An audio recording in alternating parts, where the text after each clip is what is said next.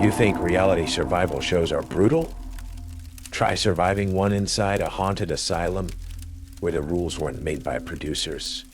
They were written by something else. Tonight, on Night Creepypasta Rules, 5 contestants compete for $1 million. But there are 3 rules you must follow to survive. Break 1, and you're not eliminated. You're consumed. Before we begin, pause and hit subscribe. Leave a comment. What would you do for $1 million? Because after this story, you might think twice. Watch till the end. There's a twist you won't see coming, but it's already watching you. This is I entered a reality survival horror game to win $1 million. We have 3 strange rules to survive, and this is Night Creepypasta Rules.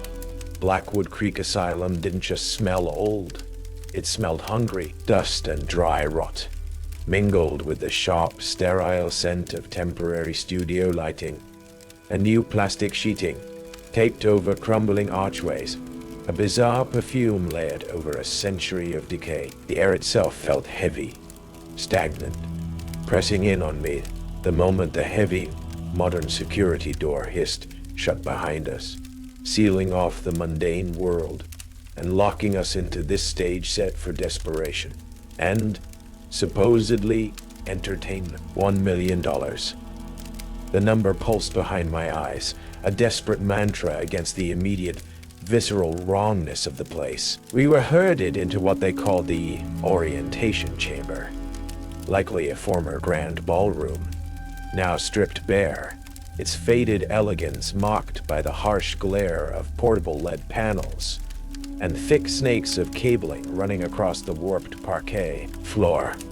Cameras mounted on temporary scaffolding swiveled silently, their unblinking red lights tiny, predatory eyes observing our small group of hopefuls, or maybe fools.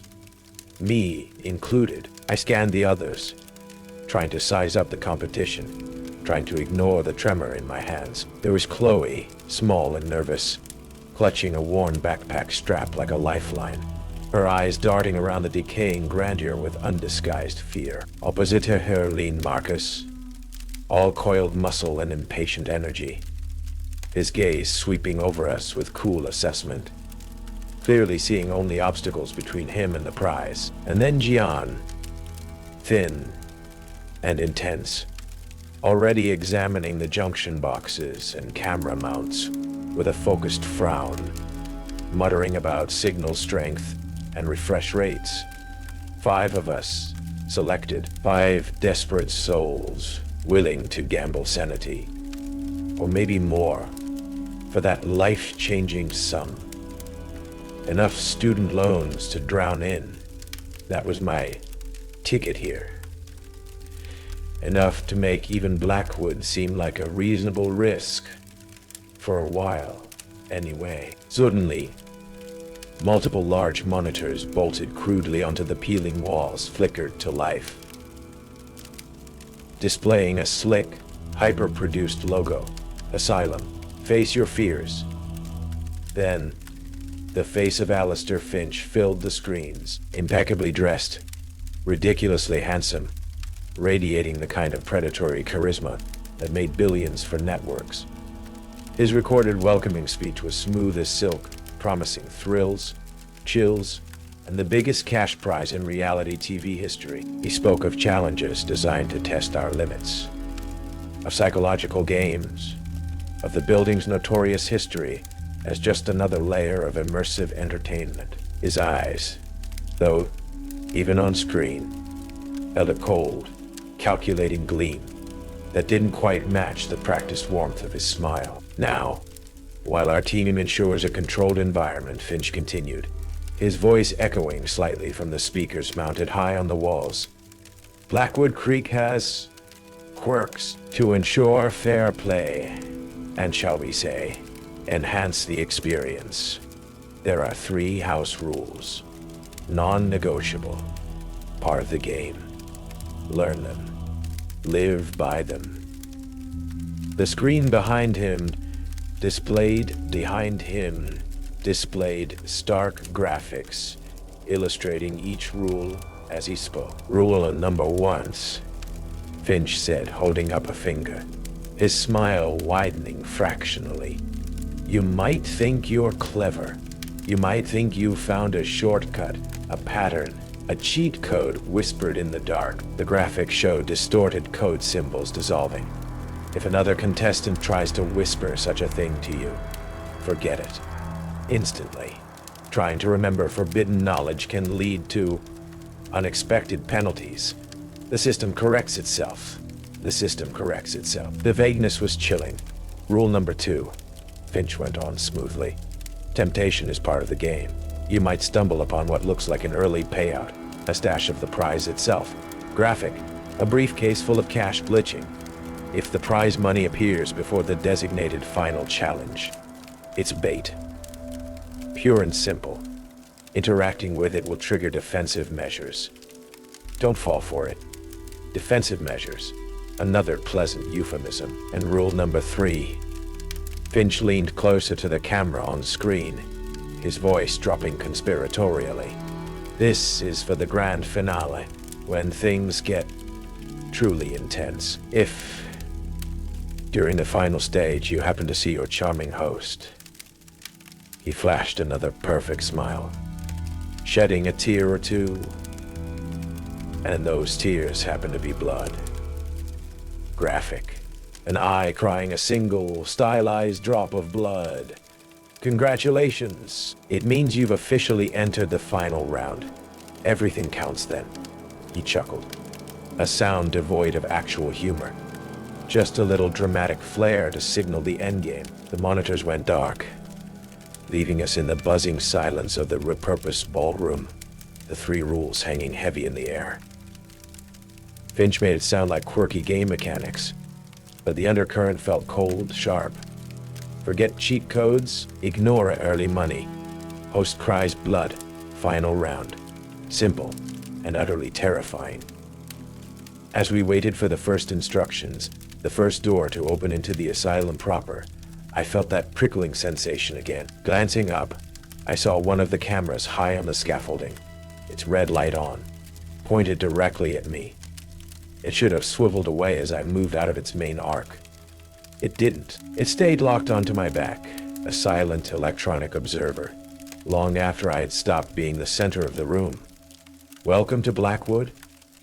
The game hadn't even started, and already, I felt like a specimen under glass.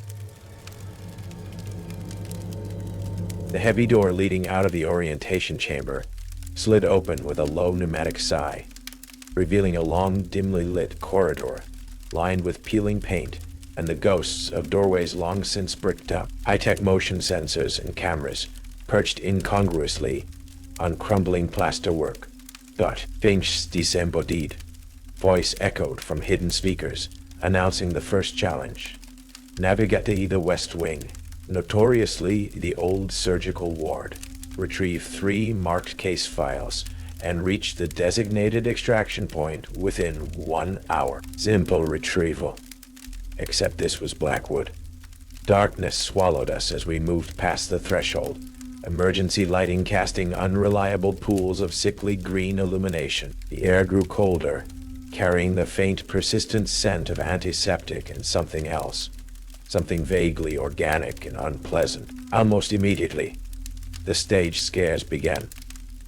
Sudden loud sounds from the speakers, a sharp metallic clang here, a distorted shriek there, holographic figures flickering at the end of hallways, rigged objects falling from shelves, annoying, designed to fray nerves, but clearly artificial. Marcus surged ahead, shoving past Chloe without a word.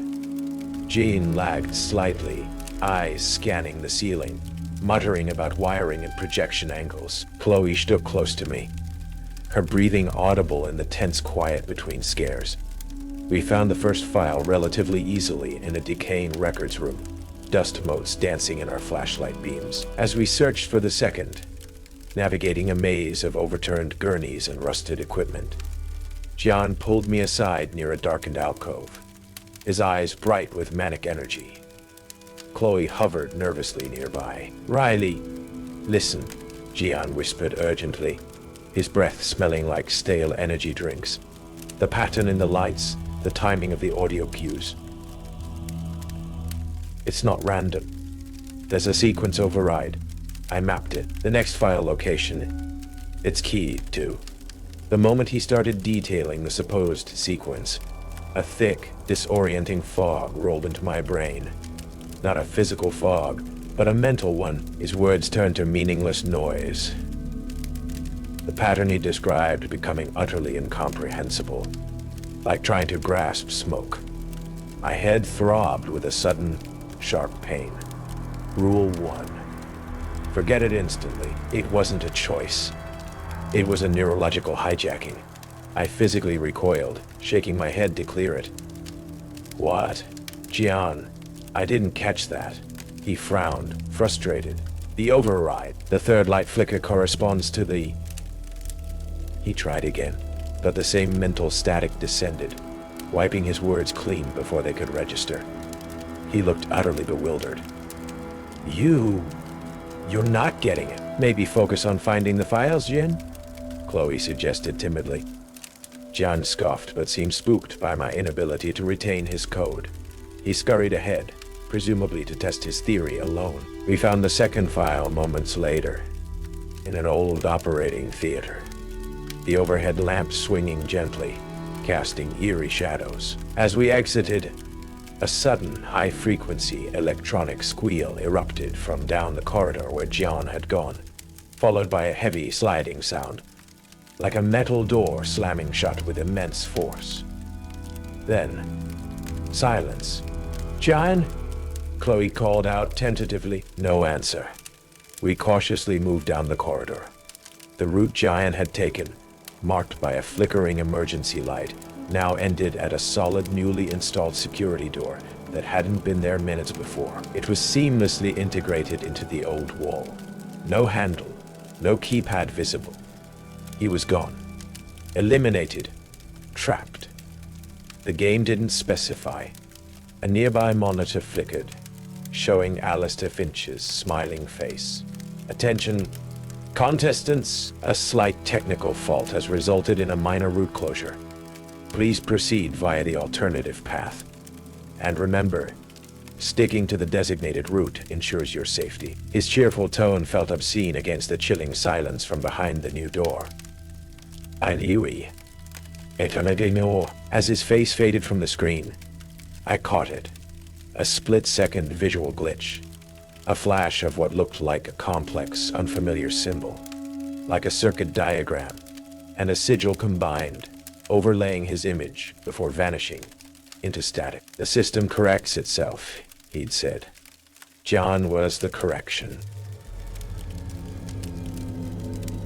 Jian Sudden. Inexplicable illumination cast a pall over the remaining four of us.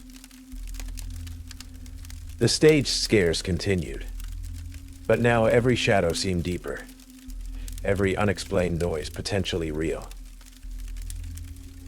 Had Jian triggered a hidden game mechanic, or had he run afoul of something else entirely? Something the slick production and Finch's smooth voice were designed to hide. Paranoia became our unwelcome fifth contestant. The next challenge pushed us harder. An endurance test combined with scavenging in the asylum's long-abandoned hydrotherapy wing. Damp stained the tiled walls.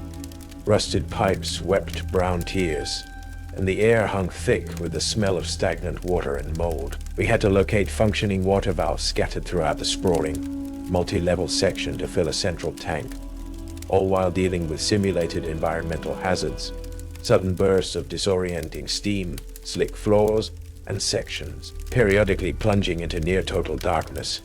Resources were scarce. Fatigue gnawed at us. Marcus grew more aggressive, hoarding supplies, nearly coming to blows with me over a dropped protein bar. Chloe seemed close to breaking, her earlier fear replaced by a kind of numb exhaustion. It was Chloe who found it, deep within a crumbling tiled room filled with empty coffin-like immersion tubs, tucked into a shadowed alcove. Illuminated by a single, dramatically aimed spotlight that flickered on as she approached, sat a sleek, locked metal briefcase. It looked completely out of place. Hesitantly, she tried the latches. They clicked open. Inside, nestled on velvet lining, were neat stacks of crisp, new $100 bills. A lot of them. Easily tens of thousands. "Oh my God," Chloe breathed, her eyes wide. Is this part of the prize? Maybe a bonus challenge?" Marcus appeared beside us, his eyes gleaming greedily, shouldering Chloe aside. Finders keepers. Rule 2 flashed in my mind, cold and clear. Prize money appears early. It's bait. Don't touch it, I snapped, moving between Marcus and the briefcase. It's the second rule, Finch warned us. Screw Finch and his rules, Marcus snarled, shoving me hard. That's real money. Enough to make leaving now worth it. He reached for the cash. "No!" Chloe cried out, surprisingly finding her nerve. "Riley's right, John." Something happened to Gian when he broke the rules. I grabbed Marcus's arm as he lunged for the briefcase. He rounded on me, fist raised, pure avarice burning in his eyes. Before he could swing, a low, grinding sound filled the room. The distinct protest of stressed concrete. A hairline crack appeared on the tile floor, directly beneath the alcove holding the briefcase, widening rapidly. Dust sifted down from the ceiling. "Move!" I yelled, shoving both Marcus and Chloe back as the floor beneath the alcove gave way with a deep, crumbling roar, plunging the briefcase and a chunk of the room into the darkness below. A cloud of choking dust filled the air. Where the floor had been was now a jagged hole, revealing black, stagnant water in some sub-level cistern. The spotlight abruptly clicked off, leaving us in near darkness, the only light coming from our headlamps reflecting off the dust motes and the stench of decay rising from the hole. Marcus stared into the abyss, his face pale, breathing heavily. Chloe was shaking uncontrollably. The bait had been real, and the consequences terrifyingly immediate. As the dust began to settle, my headlamp beam caught something on the remaining edge of the broken floor, near where the briefcase had sat. Etched lightly into the grime covering the old tile, almost invisible, was a symbol. Complex, geometric, disturbingly familiar. The same symbol I had seen flash over Finch's face on the monitor after Gian disappeared. The close call with the collapsing floor and the vanishing prize money shifted something in the game, or maybe just in us. Marcus became quieter, sullen, his aggression laced with a new, wary fear. Chloe clung to me, her trust absolute but her nerves visibly shredded. The remaining challenges felt less like structured tests and more like desperate scrambles through an increasingly hostile environment. Finch's appearances on the monitors grew rarer, his instructions more oblique, sometimes laced with what sounded like faint static or layered whispers just beneath his smooth delivery. The lines blurred constantly now. Was the sudden temperature drop in the old morgue just an effect? Or was the cold emanating from the empty, refrigerated drawers? Were the fleeting shadows I kept seeing in my peripheral vision just tricks of the light and fatigue? Or was something moving in the spaces between the camera's sightlines? Doors would lock inexplicably behind us. Lights would fail in crucial moments. Once, a heavy instrument trolley, in an abandoned operating room, rolled silently across the floor on its own, blocking our path until we physically forced it back, its rusted wheels leaving clean tracks in the thick dust. I started watching everything. The camera placements. Some seemed older, integrated into the building itself, subtly different from the new game tech. The crew. We never saw them directly, but sometimes I'd catch a flicker of movement behind a one-way observation window, or hear the faint hum of electronics from supposedly empty service tunnels. I tried accessing a maintenance panel I found slightly ajar, hoping to get a glimpse of the network, but it sparked violently when I touched it, throwing me back, the distinct smell of ozone sharp in the air. The asylum itself felt awake now, watchful. Whispers seemed to follow us down corridors, not human voices, but dry, sibilant sounds like dragging cloth or dry leaves skittering across stone, always vanishing when I tried to pinpoint the source. The air often grew heavy, making it hard to breathe, thick with the phantom smells of antiseptic decay and something else, an underlying scent like burnt sugar or ionized air. Chloe was becoming increasingly unstable, prone to sudden bouts of weeping or startling at shadows. Marcus just pushed forward grimly, conserving his energy, speaking little. Distrust was a tangible thing between us all. Was one of us sabotaging the others? Was someone working with the game runners? Or was the game itself simply breaking down? Late one cycle, huddled in a designated safe room, a hastily cleaned out former patient room with water and nutrient bars, waiting for the next challenge announcement. The main monitor on the wall flickered on. Finch's face appeared, standard impeccable smile in place, beginning to brief us on a complex navigation task through the asylum's infamous electroshock therapy wing. Mid-sentence, the image wavered. His face glitched, dissolving into harsh digital static for a split second.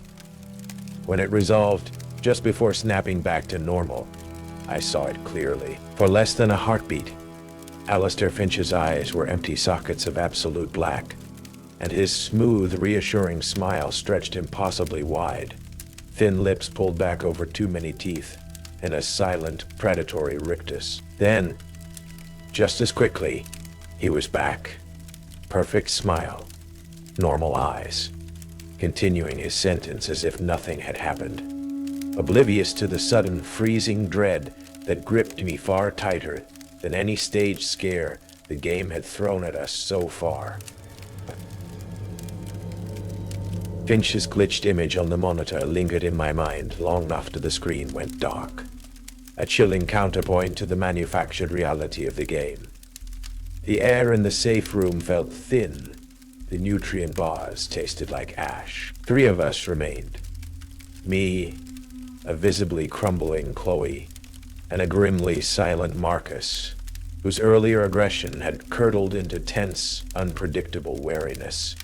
The camaraderie, fragile as it was, had fractured. Now, there was only shared proximity and deepening dread. Finch's voice, smooth and reassuring once more, finally crackled from the speakers, announcing the penultimate challenge, the gateway to the final. Reach the director's wing, his amplified voice instructed, echoing slightly in the confined space.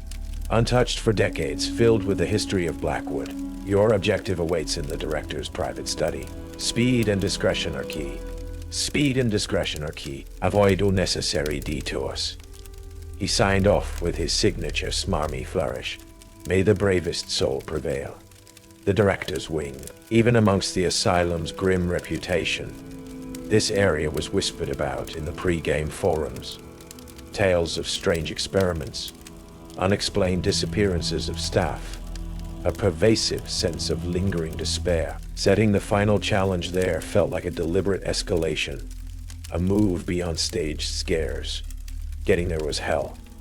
The asylum seemed to actively fight us now. Doors that should have been unlocked according to the game map were sealed tight, forcing detours through unstable, decaying sections. Staggered effects became vicious.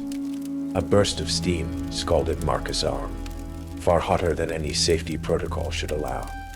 Holographic figures didn't just flicker, but seemed to solidify momentarily, reaching out with insubstantial but chillingly cold fingers. A section of catwalk we needed to cross groaned ominously, shedding rust and bolts as we traversed it. It was on that catwalk that Marcus met his end. Focused on speed, he ignored the structure's groaning protests. Halfway across, a support cable didn't snap cleanly. It unraveled with a sound like tearing sinew. Marcus yelled, a raw sound of shock and terror, as the section beneath him gave way. He didn't fall far, maybe 15 feet to the floor below. But he landed wrong, a sickening wet crack echoing upwards. He lay still, unnaturally twisted, amidst the fallen debris. No elimination chime sounded, No announcement from Finch, just silence, broken by Chloe's choked sob and a distant drip of water. He wasn't eliminated. He was simply broken. Another casualty the game wouldn't acknowledge. Shaken, horrified. Chloe and I pushed on. The need to reach the director's wing, now fueled by a desperate hope that it held an exit, an answer. Anything other than more decay and death. We finally reached the heavy oak doors of the wing, unlocked. Inside, the air was different, colder, drear. Thick with the smell of old paper, leather, and a faint, underlying sweetness. Like lilies on a grave, dust lay thick everywhere, disturbed only by our hesitant footsteps. We found the director's study.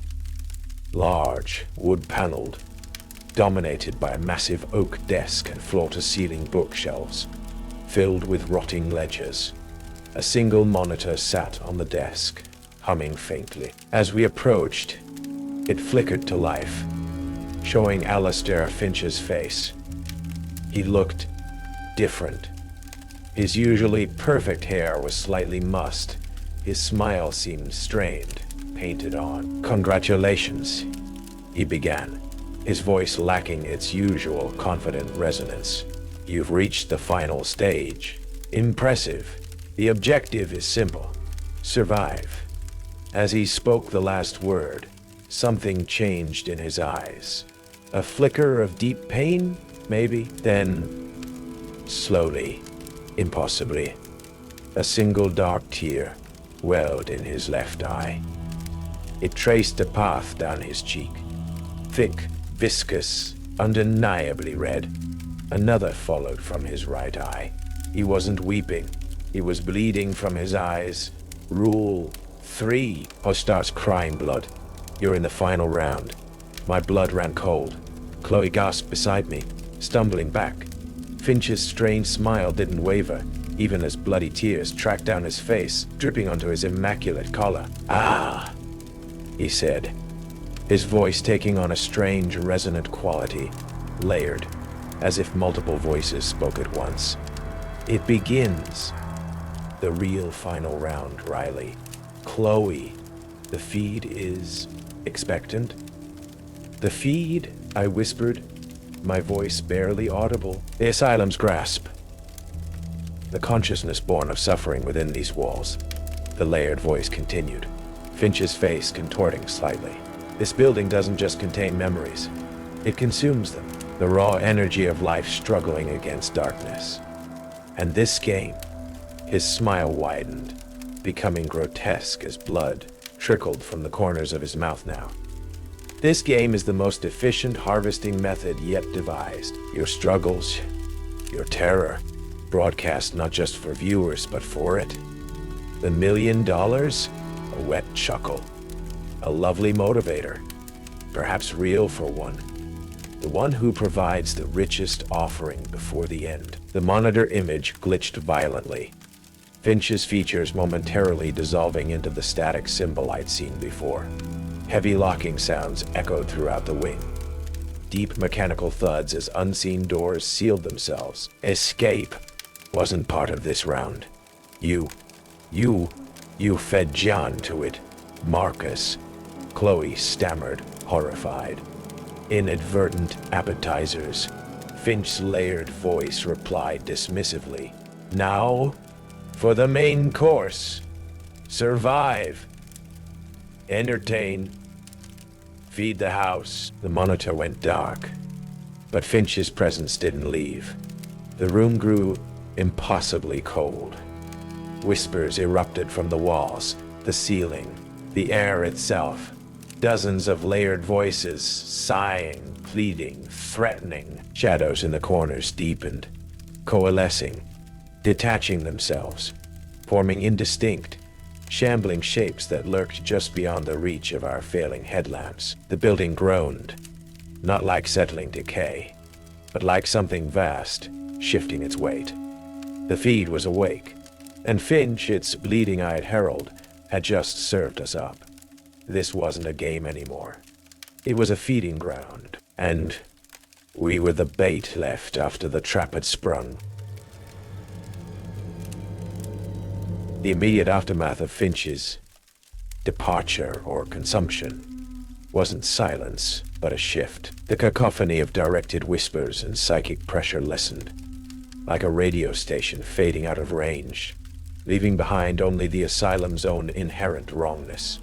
The heavy locking sounds didn't reverse. The monitor displaying Finch's bloody visage was dark, lifeless. The shadowy figures retreated into the corners of our vision. The director's study felt suddenly vast, empty, and still profoundly dangerous. Chloe was slumped against a bookshelf, sobbing uncontrollably, rocking back and forth.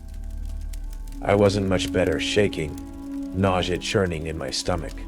The image of Finch's bleeding eyes burned into my memory. My headlamp beam jittered across the room, dust motes dancing, peeling wallpaper, rows upon rows of decaying books.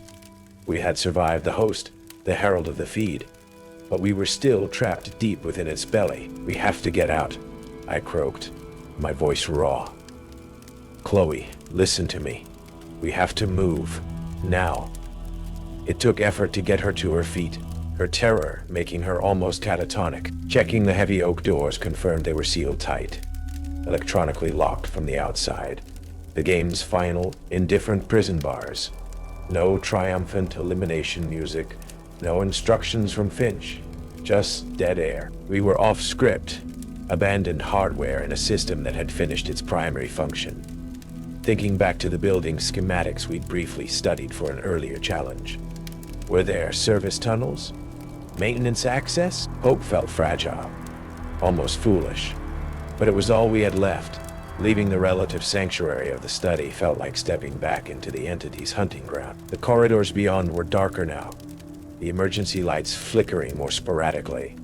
The asylum groaned around us, the genuine sounds of immense decaying structures settling, far more unsettling than the orchestrated scares. A distant, resonant scrape echoed from somewhere below. Dripping water created unpredictable rhythms in the dark. Every shadow seemed poised to detach itself and follow. We navigated by the faint glow of my headlamp and Chloe's trembling flashlight, pushing through dust-choked service corridors, forcing open rusted access panels, descending rickety iron stairwells that groaned under our weight. Chloe whimpered when we found a discarded contestant's tracker device, lying crushed on the floor of a tunnel screened dark. We didn't know whose it was. We didn't want to know. Hours seemed to pass in the oppressive darkness, fueled only by dwindling adrenaline and the primal need to escape. The silence pressed in, broken only by our own strained breathing and the scuttling sounds from within the walls. Rats, I told myself desperately. Not the rhythmic tapping from the other place. Not that calculating pattern. Not that calculating pattern. Finally, almost giving up hope, we found it. A heavy, reinforced fire exit door at the end of a low basement corridor, marked only by a faded, barely legible sign. It was stiff rusted, but crucially, not electronically locked. Putting our combined weight against it, scraping metal shrieked in protest, and then it gave, opening a crack onto blessed, unbelievable night air.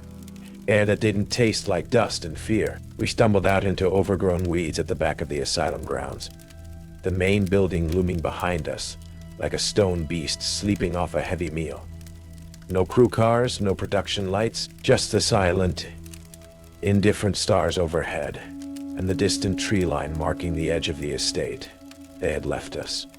Or maybe they were never truly retrievable.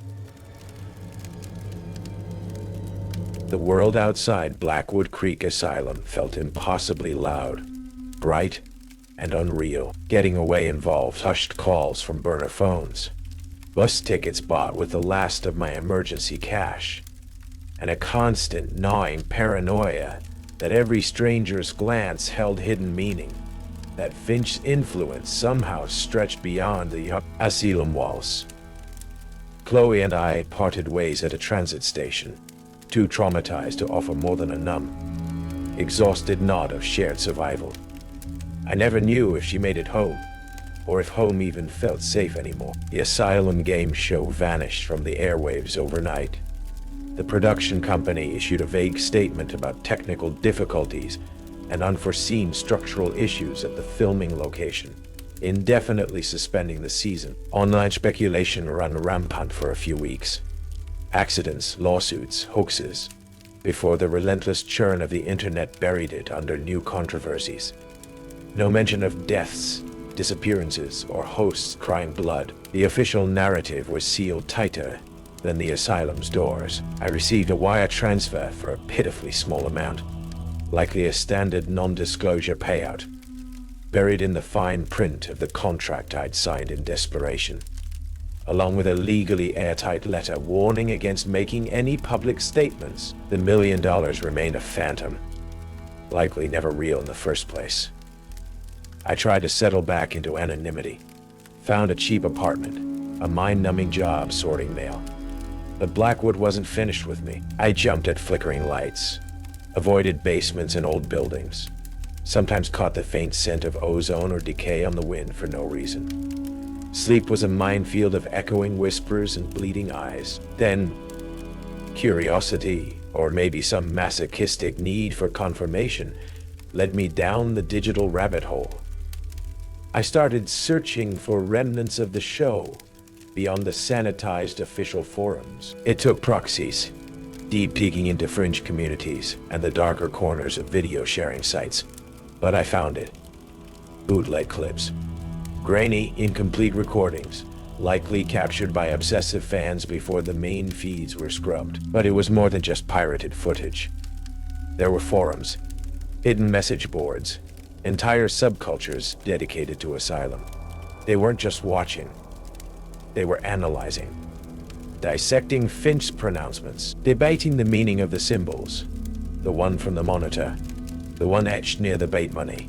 Symbols I now saw appearing as fan art, avatars, even crude tattoos in shared photos. They discussed the rules with chilling seriousness, not as game mechanics, but as instructions. People posted about trying to replicate the cheat code phenomenon, describing the same mental fog I'd experienced. Others shared stories of hearing strange tapping noises in their own homes after binge-watching the leaked footage. Scrolling through endless threads, a cold dread unlike anything I'd felt. Even inside, Blackwood washed over me. One user posted a blurry photo of bloody hiking boots found near a local state park, asking if it meant anything.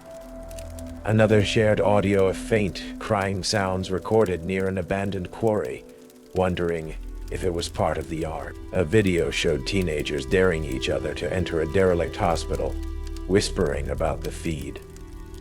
It wasn't just a game show. It wasn't just a haunting contained within decaying walls. Finch, the feed, whatever dark intelligence resided in Blackwood, it had used the broadcast not just to feed itself, but to propagate, to infect. The live feed hadn't just shown the horror, it had released it. I leaned back, the glow of the monitor reflecting in my wide eyes, endless pages of obsessive analysis and chilling real-world echoes scrolling past. The game hadn't ended, it had just gone viral. And the final round, I realized with sickening certainty, was only just beginning, playing out now not on television screens, but in the shadowed corners of the real world, with an audience of millions unknowingly becoming the next contestants. The silence in my small apartment felt thin, fragile, easily broken by the next notification, the next whispered theory, the next echo from the asylum spreading like a contagion through the static. I thought escaping Blackwood meant I was free, but the asylum didn't end when the camera stopped rolling. It followed us, into forums, into whispers, into the real world. The feed is awake, and it's still feeding. If this broadcast made your skin crawl, drop a comment. Tell me what you saw, what you think the feed wants, and hit like and subscribe, if you dare, because the next round might already be playing out around you. This isn't just a game anymore. It's viral, and you might be the next contestant.